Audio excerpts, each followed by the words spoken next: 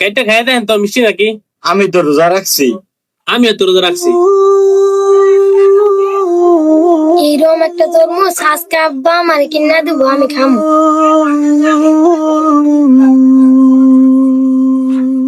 এই ছেলে, এদিকে আসো। আমার ডাকছিলেন? তরমুজটা একটু খেয়ে চেক করো, একটু কেটে দেন। না না না, আমি খাবার পাইতাম না। খাবা না মানে? কি সমস্যা? আমি তো রোজা রাখছি। তুমি এত অল্প বয়সে রোজা রাখছো? আমি রোজা রাখছি। আর রোজা রাখা লাগবো না, তুমি ছোট মানুষ। খাও, 2বার রোজা হবো।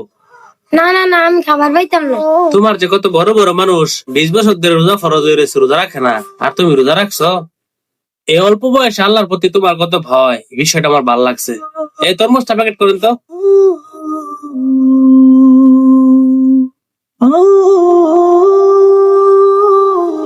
ভাই তরমুজটা দেন।